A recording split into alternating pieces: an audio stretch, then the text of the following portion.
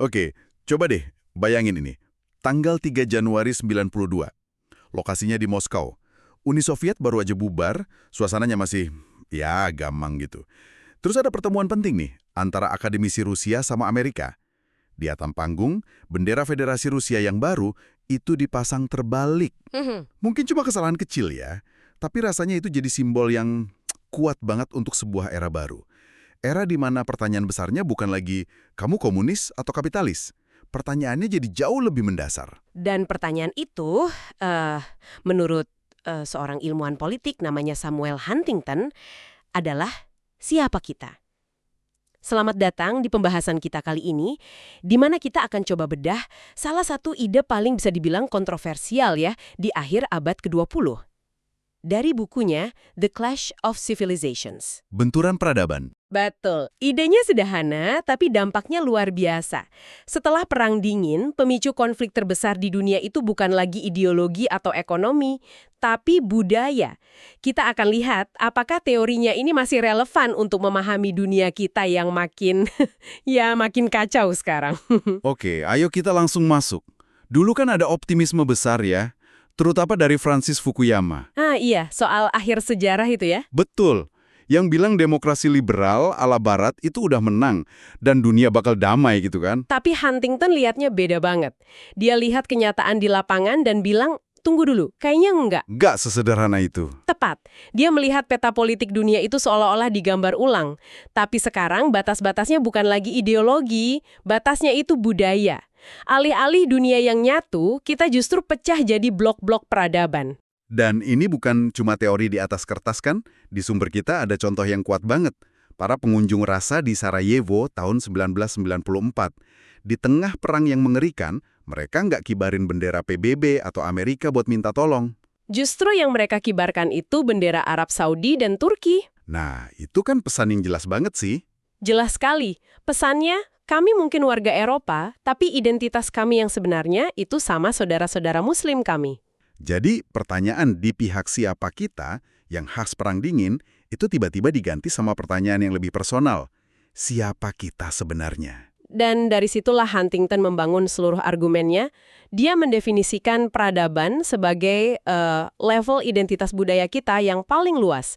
Ini lingkaran kita yang paling besar sebelum kita ketemu mereka. Oke, isinya apa aja tuh yang membentuk kita itu? Isinya ada bahasa, sejarah, adat istiadat, institusi. Dan menurut dia, yang paling fundamental dari semuanya? Agama. Agama, betul. Berdasarkan kriteria itu, dia akhirnya memetakan dunia jadi sekitar 7 atau 8 peradaban besar, ya? Iya, ada Barat, Konfusional atau Sinik yang pusatnya di Tiongkok, terus Jepang, Islam, Hindu, Slavia Ortodoks, Amerika Latin, dan mungkin Afrika sebagai satu peradaban yang sedang terbentuk. Jadi dunia ini bukan satu desa global, tapi lebih mirip komplek perumahan dengan beberapa klaster yang beda banget. Nah, kalau kita terima peta dunia yang kayak gitu, prediksinya jadi masuk akal. Konflik paling berbahaya itu bukan lagi perang antar negara dalam satu klaster, tapi konflik di perbatasan antar klaster itu.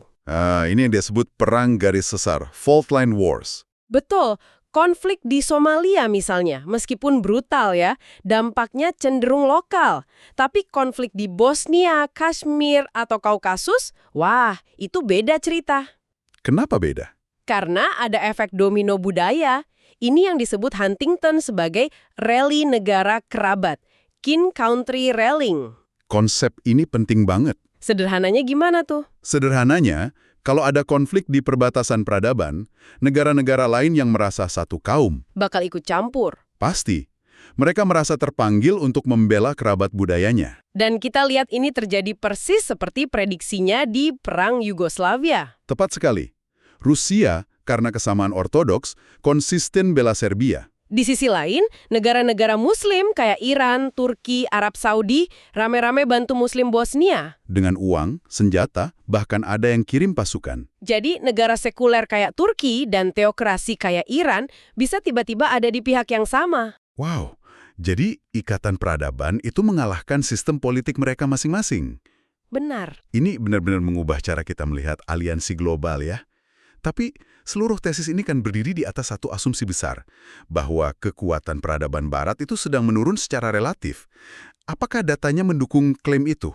Pertanyaan bagus. Dan ya, Huntington menyajikan data yang cukup mencengangkan pada masanya. Mari kita lihat. Soal wilayah nih. Tahun 1920, Barat secara politik itu menguasai hampir separuh daratan dunia.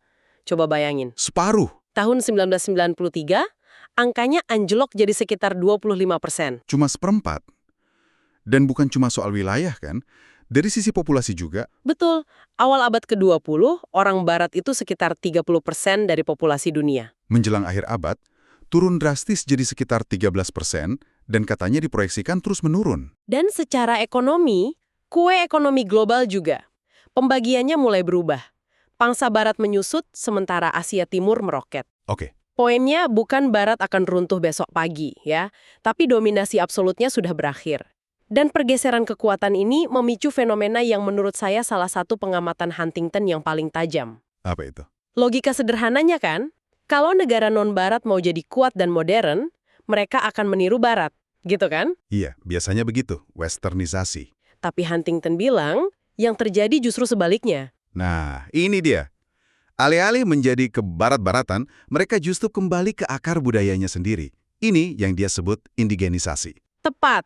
Menjadi modern tidak lagi sama dengan menjadi Barat. Dan ada lapisan yang lebih dalam lagi, yang dia sebut fenomena indigenisasi generasi kedua. Begini, generasi pertama pemimpin pasca kemerdekaan mungkin banyak yang sekolah di Oxford atau Harvard. Oke? Tapi generasi setelahnya, yang jumlahnya jauh lebih besar, dididik di universitas lokal dalam bahasa mereka sendiri. Mereka inilah yang jauh lebih nasionalis. Jauh lebih nasionalis dan seringkali menolak mentah-mentah dominasi budaya Barat. Merekalah motor penggerak-gerakan reislamisasi, Hinduisasi di India, atau Asianisasi. Rasa percaya diri yang baru ini kelihatan banget di Asia Timur tahun 90-an. Oh, jelas sekali. Kesuksesan ekonomi mereka luar biasa, dan itu melahirkan keyakinan budaya.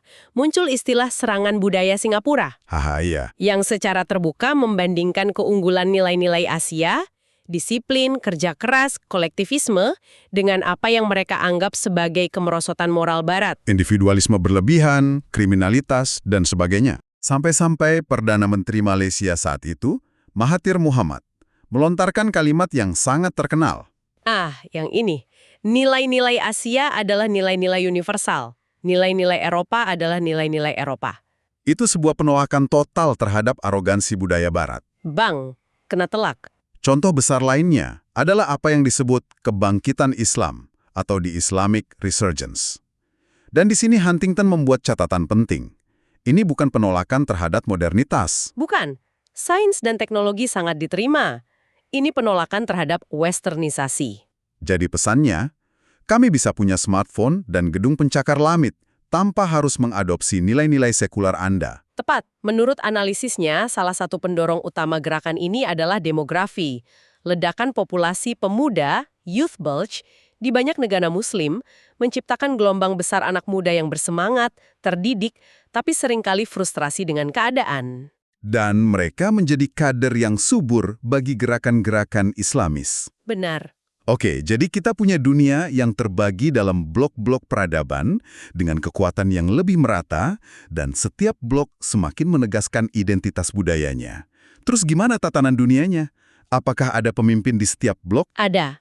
Huntington menyebutnya negara-negara inti atau core states. Mereka ini seperti kutub gravitasi bagi peradaban masing-masing. Contohnya? Tiongkok untuk peradaban sinik, Rusia untuk dunia ortodoks, Amerika Serikat untuk Barat. Negara-negara lain dalam peradaban yang sama akan cenderung merapat ke negara intinya. Tapi ini pasti menciptakan masalah bagi negara-negara yang identitasnya terbelah. Nah, itu dia. Yang secara geografis atau budaya ada di satu peradaban, tapi para pemimpinnya ingin membawanya ke peradaban lain. Dan itulah yang disebut Huntington sebagai negara-negara terkoyak. Torn countries. Ini adalah negara-negara yang mengalami krisis identitas permanen. Contoh paling klasiknya pasti Rusia ya. Tentu, sejak zaman Peter yang Agung, Rusia selalu galau. Apakah kami ini bagian dari Barat, atau kami adalah peradaban Slavia Ortodoks Eurasia yang unik?